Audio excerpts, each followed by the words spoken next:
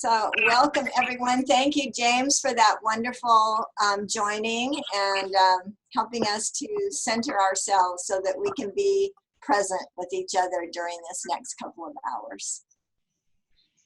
So as you know, since we aren't able to be together in person this month, Carolyn, Joe, and I are offering these online sessions so that we can review the role of a facilitator and to support you in whatever way we can as you continue your support groups and expand them like you have been this past month. And I want to acknowledge all of you who have offered to and who are offering support groups online for people who are affected by this health situation that we're all facing around the world.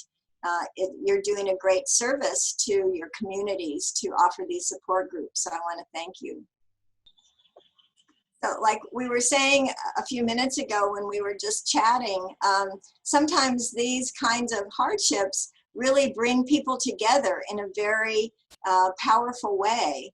And I think the fact that you are offering support groups and supporting people who are then supporting other people, you're creating an energy of healing and goodwill even in these difficult times. So thank you for that. So today I'd like to begin by talking a little bit in general about the role of a facilitator. And in reading through the questions that we've received from many of you, I see that there's a sense of responsibility that many of you feel as facilitators. And sometimes that sense of responsibility it's very positive, of course, because you really care about the people who are coming to your groups and you want everyone to have a positive experience. And sometimes that feeling of responsibility can feel like a burden, and it can limit your ability to really feel connected with the people who come to your groups. So let's talk a little bit about the role of a facilitator and what that really means. What does it mean to be an attitudinal healing facilitator? So Grace, could you put up the second slide, I think, please? So an attitudinal healing facilitator is not the leader of the group. Attitudinal healing facilitators are really equal members of the group. They have very specific roles and they have some responsibilities, but they share with all the participants. They share with their co-facilitator, they share with all the participants the responsibility for creating the conditions for healing and inner peace and joining. So it's not just your role as a facilitator, it's your collaborative role with everyone in the group that's important. So sometimes as facilitators, when we feel a lot of responsibility, we think that it's our responsibility for the group success, that the group success depends on us. It can feel like quite a burden. So simply remembering that we're all together creating this environment where people can find their own pathway to peace is it's a liberating thing to remember. We can participate with everyone. We don't have to take it on ourselves to make sure that something happens. So in the group, it's helpful to remember as a facilitator that our primary role, our primary purpose is our own inner peace and genuinely connecting, have a heartfelt connection with others.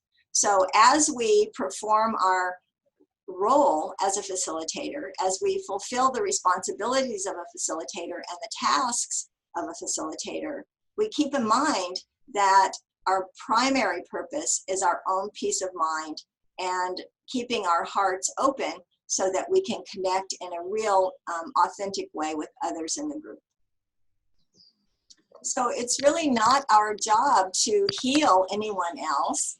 It's not our job to make sure that anyone else is peaceful or that anyone else feels connected with each other. It's our job to pay attention to our own inner peace and our own ability to connect with others, but it's not our job to do that for anyone else in the group. So it is our job to create the conditions for healing and to create the conditions that facilitate each of us in the group to experience inner peace and to find our own pathway to peace if we're experiencing difficult situations. Mm. So certainly the conditions for healing and the conditions for inner peace include a safe, psychologically safe environment, and an environment that is conducive to people sharing authentically, trusting each other, being able to tell the truth, and to safely explore their own feelings and their own experiences. So maintaining a safe environment within the group is pretty much the same thing as creating the conditions for healing, because if we don't feel safe in the group, we aren't able to feel secure enough to really explore in a deep way our feelings and our experiences. So how do we create the conditions for healing in the group as a facilitator? It's not much different than the way that everyone in the group helps to create the conditions for healing. So first, we have to show up in an authentic way. We come there, we're present, we give our full attention to the person who's sharing in the group. We give our full attention to creating the conditions for healing for everyone. So we show up, we give our full attention. That's first. Second condition for healing is acceptance, non-judgment. So when people feel judged, they don't feel safe to explore. They don't feel safe to share honestly. And so as facilitators, it's really important that within our own hearts, we cultivate that condition of acceptance and non-judgment so that we can accept people exactly like they are when they come to the group without wanting them to change, without feeling the need for them to change. So the reason one of the reasons we're able to be accepting and non-judgmental as facilitators is because we trust that each person within the group, including ourselves, has an inner wisdom, an inner guidance that is capable of showing us the right direction in our own lives. And we trust that, so we don't have to judge the appearances. If someone is having a difficult day, that doesn't mean that they don't still have that inner wisdom guiding them all the time. We can trust that. So another condition for healing is within our own hearts as facilitators, we cultivate the experience of being truly connected with each other. So it's our part of our role to tend to our own thoughts and our own beliefs, our own biases, our own judgments, whenever those come up, to let them go and allow ourselves to reconnect. Anytime we're distracted, anytime we're feeling judgmental, anytime we're needing somebody else to change, we aren't truly feeling connected to them. And so it's part of our role to do whatever we need to do to let go of the obstacles to feeling connected with each person in the group. And then finally, a really important condition for healing is our own taking personal responsibility for our own thoughts and our own emotions. So in a group, as a facilitator, if I start to feel uncomfortable or if I have the thought that someone else is not sharing properly, or they should be talking about their feelings more, or they should be able to choose peace, any kind of judgment or comparison or assessment or feeling of discomfort that I'm having when someone else is sharing, I take full responsibility for those thoughts and feelings, and I don't project them out onto another group member. So you notice that there's something in common with all of these conditions for healing, and that is they're all happening inside of me as a facilitator. That all of these conditions for healing I'm creating inside my own heart and my own mind. So the only way that these things that are happening inside of me get communicated out into the group and to others within the group are through my speaking, my body language, my listening, and the way I interact with group members. That's how I communicate all of these conditions for healing that I have in my heart and my mind. So the purpose of all of my outer expressions, the way my body language is, the quality of my listening, the quality of my active interaction, whether it's through reflection or acknowledgments or facilitative questions, all of those skills reflect what's going on inside my own heart and mind. So they all are all of our outer expressions are reflecting our desire to support each person in the group to find their own pathway to inner peace. So not to find their pathway, not to point to a pathway, not to decide what their pathway to peace should be, but to open the space, create the conditions within the group, first of all within our own heart and then within the group, that each person within the group, each member can feel the freedom to explore in a way that leads them to their own realizations, to their own pathway to peace. Next slide, please. Thank you. So we've talked a little bit about what our job is as a facilitator. Now let's talk a little more about what it is not. Oops.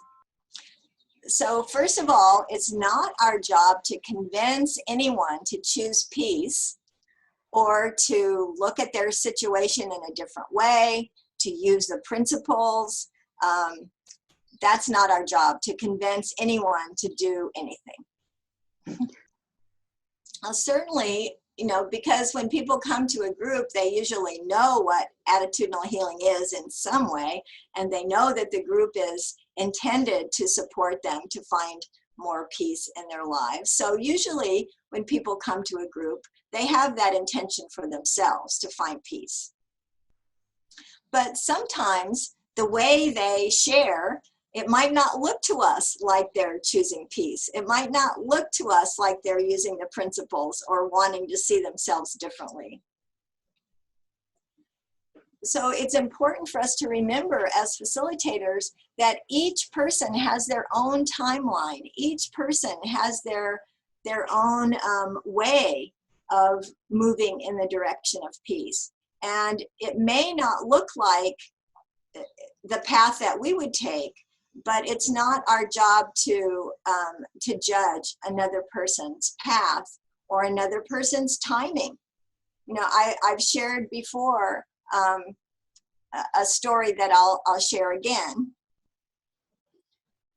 So there was a woman who came to group for almost a year and shared the same story almost every time she was there for the entire year. Her husband had Alzheimer's, and she cared for him for a very long time and gave up her life to care for him. Her son lived with them and didn't work, didn't help, didn't contribute to the family. So every time she came to group, she shared her story, and she listened to other people who shared their stories and who had insights into their own situations and shared about those in the group.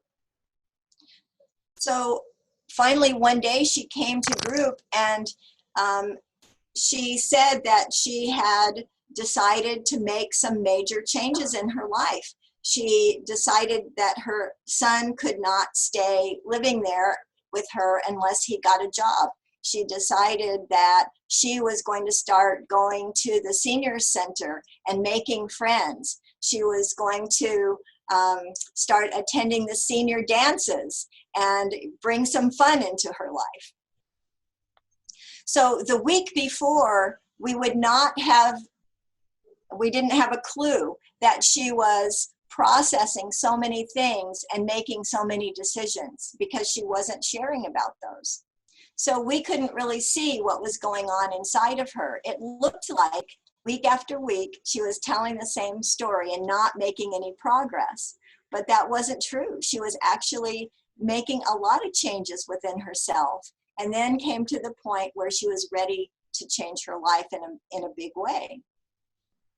So while we certainly want to, unless someone is sharing in a way that's harmful to another person, we certainly don't want to allow that to happen in a group. We can encourage people to talk about their feelings, to identify their feelings, to understand their feelings. It's really not our job to make people share their feelings or to direct the way that people share what's going on in their lives. They're free to share that in a way that makes sense to them. It may not make sense to us, but if it makes sense to them, it's okay. So it's also not our job to give feedback. So there were many questions that I saw, or several questions at least, that asked about giving feedback to group members. And when I think of feedback, I think of comments or assessments about somebody else's sharing, or insights, sharing our insights about someone else's sharing, or telling them how their sharing affected us. And it's really not necessary to give that kind of feedback. Our role as a facilitator is not to give feedback. It's to reflect what the person who's sharing is saying on their own. It's not to add anything. We don't add or subtract from what the person is sharing. It's not necessary. So it's also not necessary as a facilitator to reflect every single person who talks or to ask questions to every person who talks. We know when it's the right time to reflect or to ask questions by checking in to our own inner guidance, and ask ourselves, is there something that I can say or do that will support this person's process of healing? And if I'm just wanting to share an insight, maybe it's not so important. In the early days of facilitation for me, I had the mistaken idea that my insights about someone else's process were helpful. And I learned the hard way that they really weren't that helpful. In one case, I shared an insight that I had about someone sharing and how what she said here connected with something that she had said the week before, and how enlightened this was. And it fell totally flat. She didn't respond in a positive way at all, just went right by. So maybe a month later, she was sharing, and she said exactly the same thing that I had said, that she didn't remember at all, but it came from the inside of her, and then it meant something. So as facilitators, it's really not our job to have wonderful insights about someone else's process, or to share enlightened wisdom with the other people in the group. It's our role to support each person to have their own insights and to find their own wisdom. And it's definitely not our role to make sure everyone feels good at the end of the group. First of all, it's not in our power to do that. And secondly, even if it was in our power, it might not be the most helpful thing to do. If you think about your own life, you might see that sometimes we learn the greatest lessons when we go through periods of hardship or self-doubt or fear or anger. Those emotions can be really, really important to showing us where we need to change or where we need to heal. And sometimes we need to sit in those uncomfortable emotions for quite some time before we see a different way. So just because someone leaves the group still feeling sad or still feeling angry or annoyed or whatever they're feeling doesn't mean that healing isn't going on. Sometimes that is part of the process of healing, and it's not our decision. It's not our role to decide what feelings are appropriate for another person.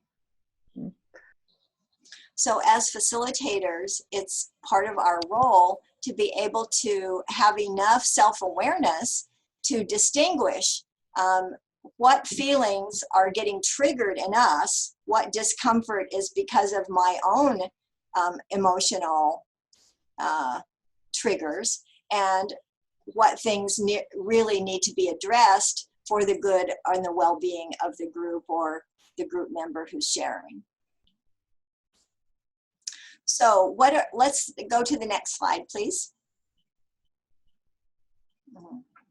So how can we increase our self-awareness and be able to more and more make that distinction between our own emotional reactions and something in the group that really needs to be addressed?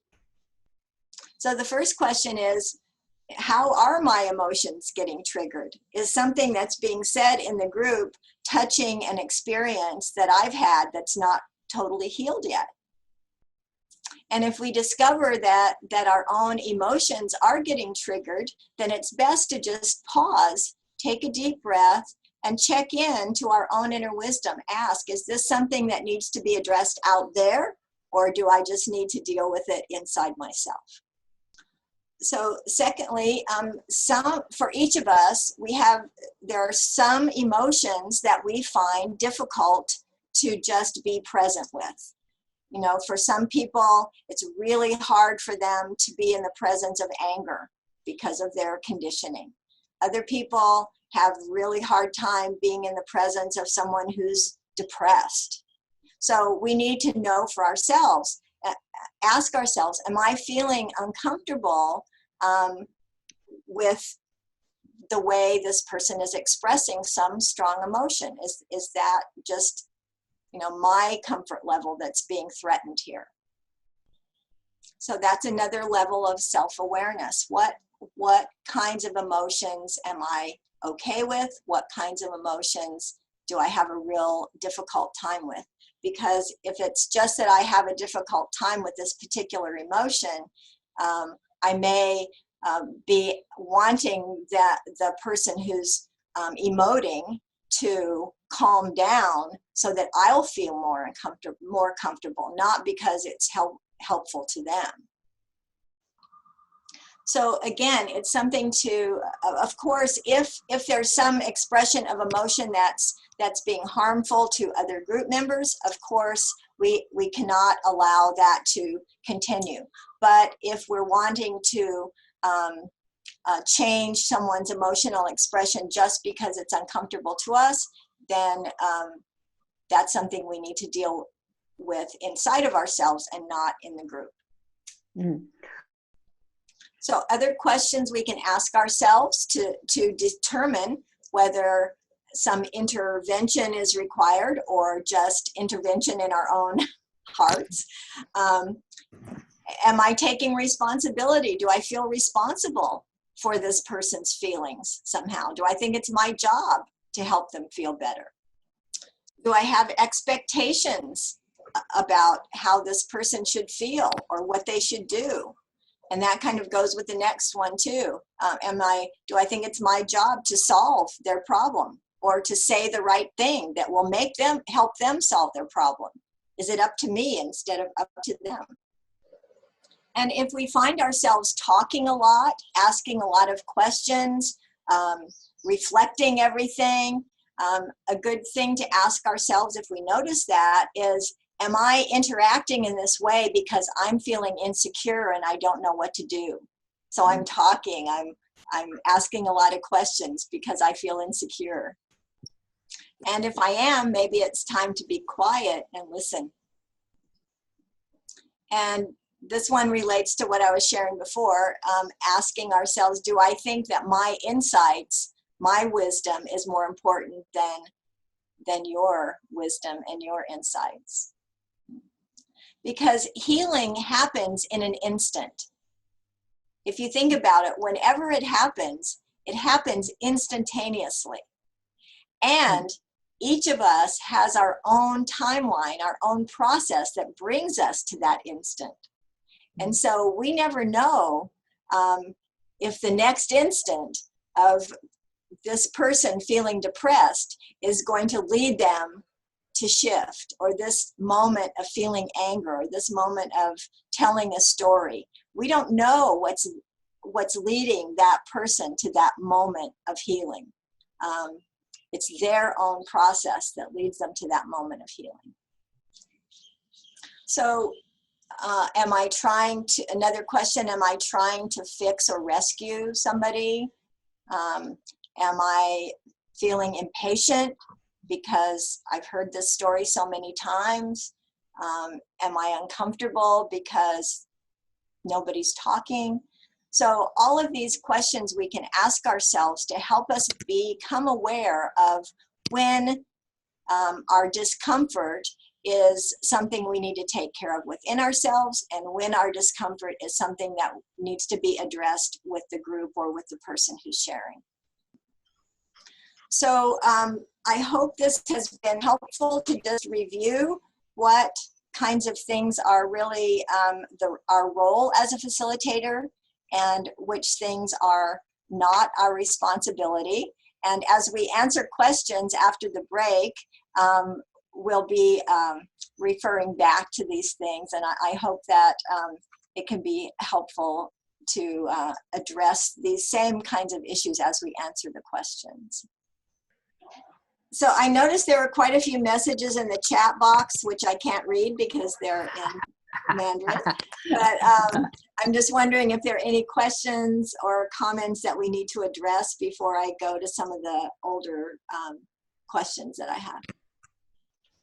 I don't know. Yeah, actually there is one question about the joining before and in the beginning.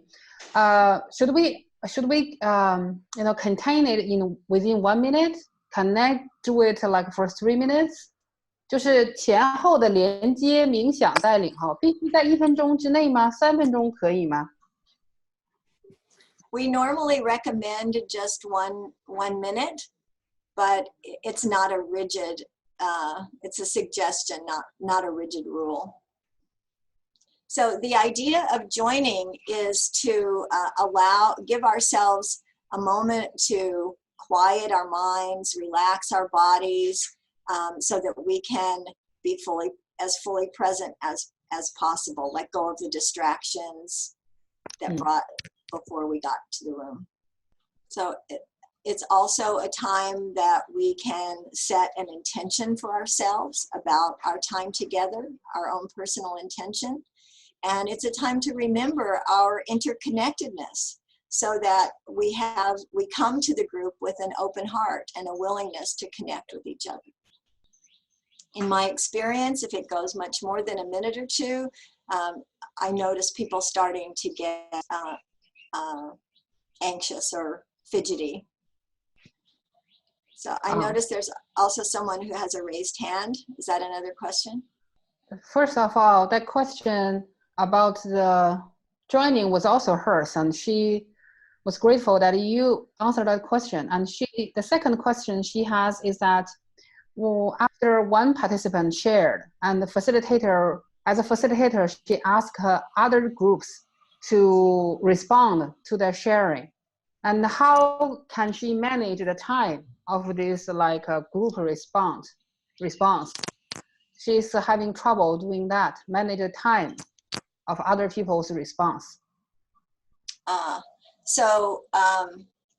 First of all, I want to say thank you for the question, and also that each person who shares has the right to say whether or not they want response from the other group members. So sometimes people want to share, but they don't want a lot of interaction afterwards, and that's okay too.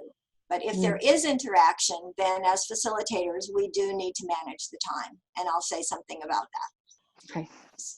So one way that we can address the time if we're opening it up for people to respond is to say very directly, we have time for 1 or 2 people to respond to Vita.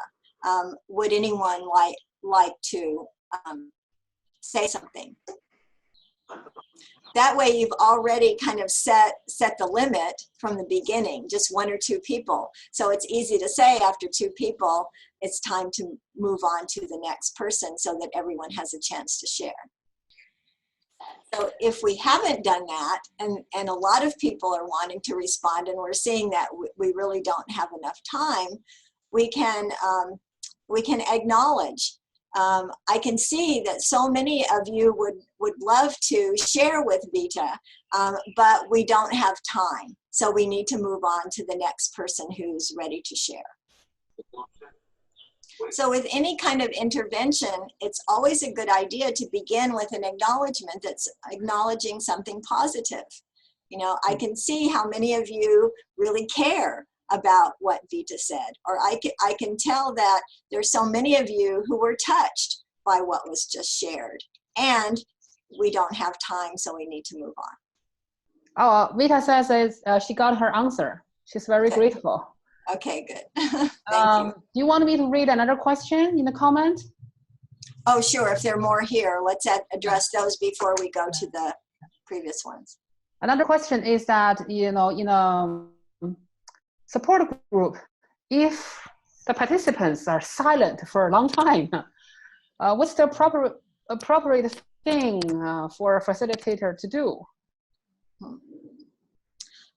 So it's really very subjective about what's too long for a silence. First of all, we all have our own level of comfort about silence. But if you decide that it's been silent for long enough that it's affecting the time available for people to share, then it's okay to intervene. So it's important to remember that just because it's silent doesn't mean there's not a lot going on within people. So one way to respond to that kind of silence is to just say, I'm noticing that we've all been quiet for quite a while now, and I wonder what's going on. You know, what's going on in each of you makes me wonder. Would someone be willing to share something that's been going on for them while we've been quiet? Yeah. Okay, Trish, there is another question. Okay. So in the support group, I was deeply touched by one of the sharings from one of the participants, and I responded with my authentic feelings, but it triggered another participant. So the other one has judgments. They think facilitators shouldn't express their authentic feelings, or they have misunderstanding that the facilitator is losing their inner peace. So my way of handling it was, after I share my feelings, I remain in my inner peace and continue with the group. And after the group was completed, I find a chance to talk, to connect with that participant. So am I handling it right? Can I ask you for a better way? Thank you. It sounds like you handled it just, in a perfectly good way to me. So that brings up, a question that's was sent to us earlier about the role of a facilitator and sharing their own feelings. And I think, sharing our authentic feelings, as long as they're not, judgmental or critical of someone else in the group, as long as they're just sharing, our own feelings with personal responsibility, it's perfectly fine to share in the group like that. We normally, as facilitators, don't use the group to process something that's going to take a lot of time in the group, because it's other people's time to share. But other than that, exposing or revealing our own feelings is perfectly normal. Any other questions that are from people who are online now?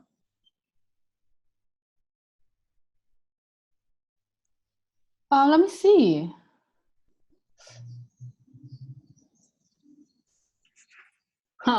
Oh, you see, while I was offline, there was a silence. So you were keeping your wonderful smile, and somebody said your smile was a perfect example for a facilitator how to handle silence.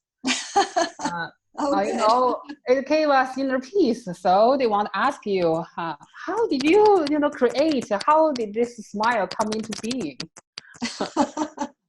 Ask whoever created me. So I think actually feeling peaceful, when we feel peaceful inside, it shows in our countenance. It's true. Okay, Trish. James suggests that we answer all the questions, that has asked that before. Yeah, on the list, and then we can answer the question.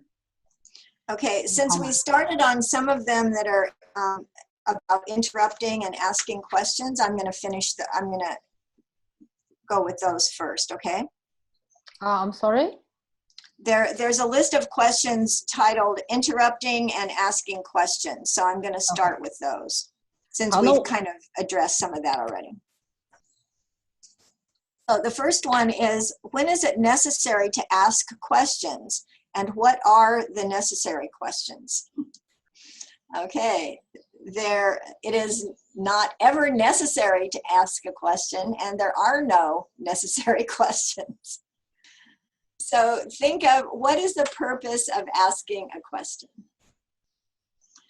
First, on the surface, if I don't understand something that someone is saying, I can ask a question to help me clarify and understand what the person was saying. The other, also remember, the questions that we ask as facilitators are called facilitative questions. So what are we facilitating when we ask a facilitative question? So when we ask a question, our purpose is to support the process of the person who's sharing. So we're asking a question that supports the process they're already on, not asking a question to get them to change the direction, change their direction, or change their process. We're helping to, we're asking a question to help them to continue to move deeper into their process of healing. Most facilitative questions are very simple questions. Even, would you like to say more about that? How does that feel to you? What was that like when that happened? So again, if we're asking questions because we want to appear, if we want to be a good facilitator, we want to people to think we're doing the right thing. If it's for some self-serving purpose, don't ask it. If it's really a question that you believe will support the person in their own process, then go ahead and ask. So the next question on my list is, what kinds of extended questions can be used to enrich the activity?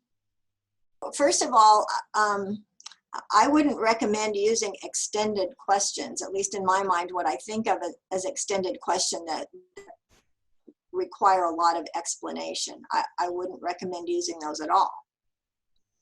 And then the other part of the question, to enrich the activity, I'm not sure exactly what that means, but to me, that's not our role as a facilitator, is to enrich the activity. That's not our intention.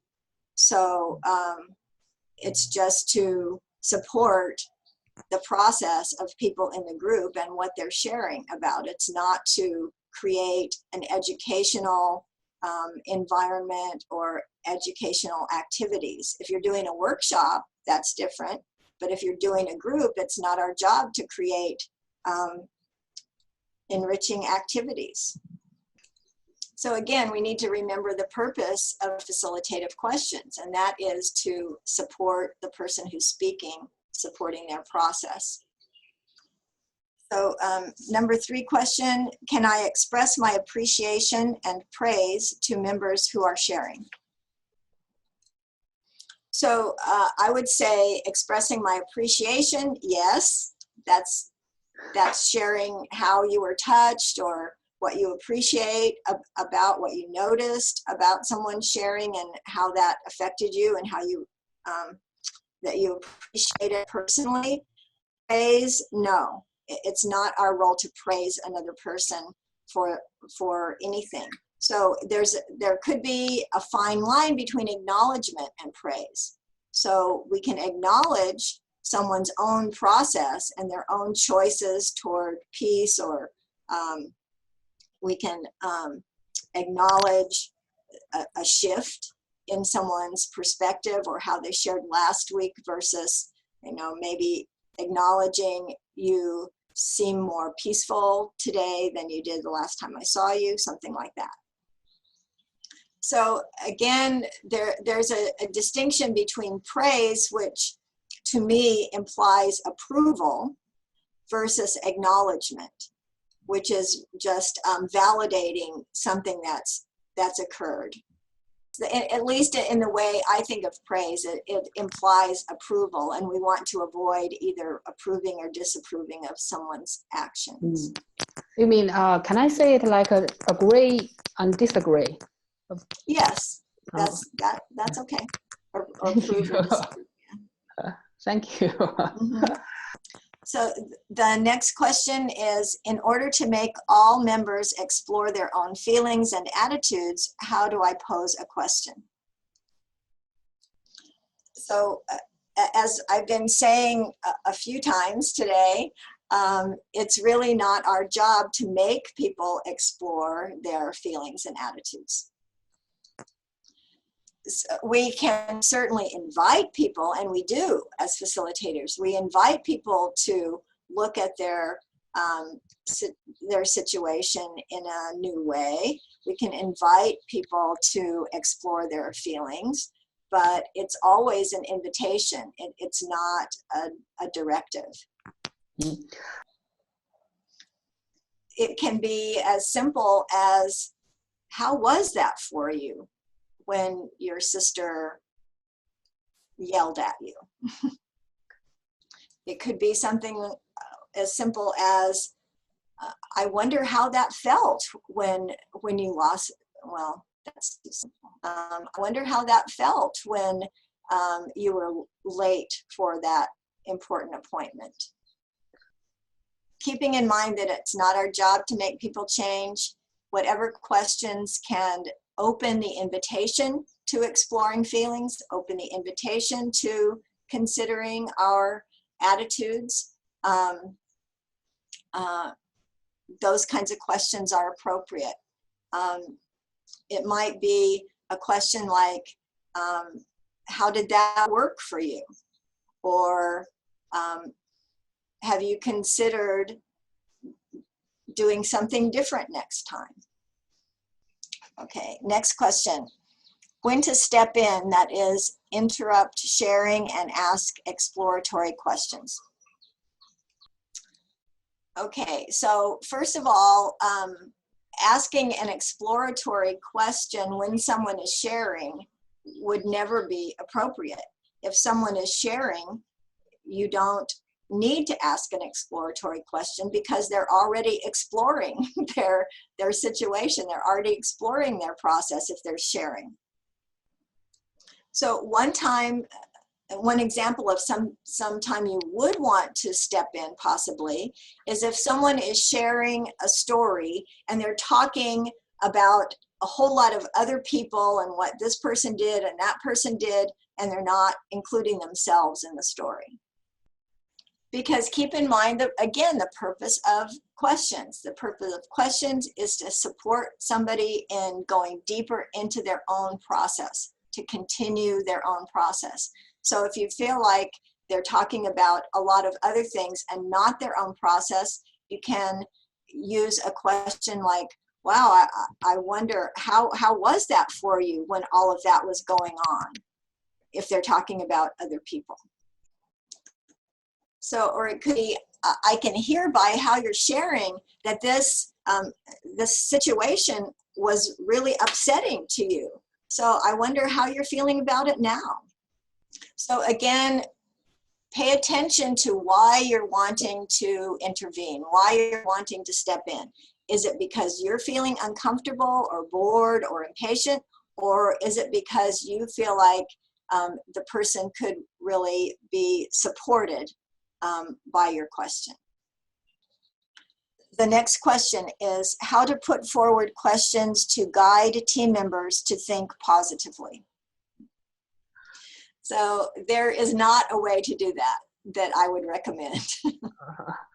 It is not our job to guide the members to think positively. It is our job to model using the principles of attitudinal healing in our own lives and in our own way of thinking. So when we share our own experiences, we model a way of thinking, a way of viewing the world, a way of viewing ourselves that's based in the principles. And that's how we, if there's a way to guide people, which we aren't really guides in that way, but we can model it as opposed to guiding others. So the next question is, for those who have been talking endlessly and who have no emphasis on speech, I do not know what to do. And I don't understand that question. I don't know what it means to have no emphasis on speech. Can someone help me with that question, what that means? Do you think it's a better idea that we move on to the next question for now? Yeah, the next question is similar in terms of, it says, how do I deal with people who repeatedly talk about the same thing? That might be also people who talk endlessly. So as I said earlier, it's not our job to determine when someone is going to reach that tipping point in the direction of healing.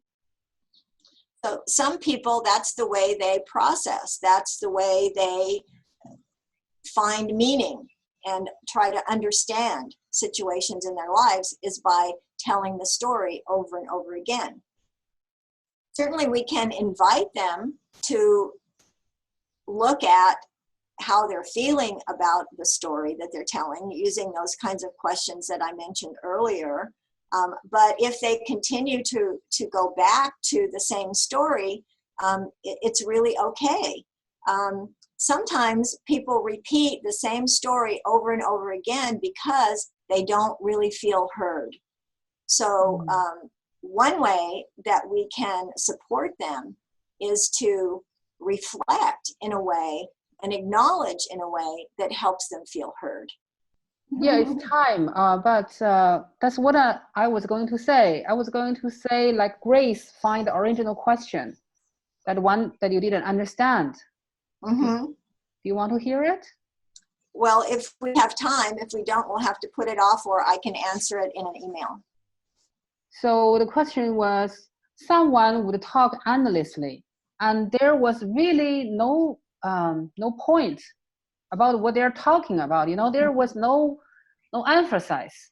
They were talking about one thing and then move to another thing. So I don't know how to handle that kind of people. And the second question is, there are people,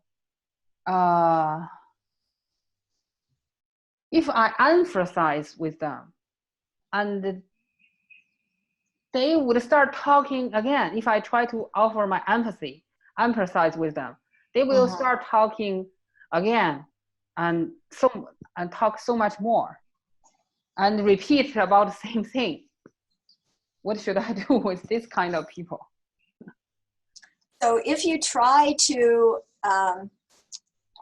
empathize and to reflect or acknowledge, and they continue to talk in the same way they're talking, then there's nothing to do except listen and be compassionate. Okay. And if they've spoken longer than their time, and you need to make time, move on because of the time, then just say something like, I can hear that you have a lot more to say about this, and I hope that you can share more next time, but right now we have to make time for someone else to share. So mostly watch our own reactions to people who push our buttons, and do our best to own our feelings, and return our attention to the person in a compassionate and non-judgmental way. Okay.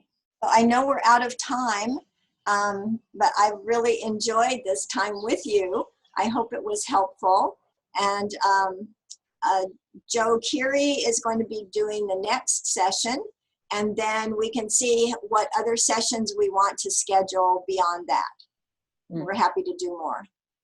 Oh, James just expressed the gratitude to everybody who was engaged in this process, and he wants to ask you if you have anything else you want to say before we do the closing joining. Just thank you. It's always a pleasure to be with you, and I look forward to the next time. Thank you.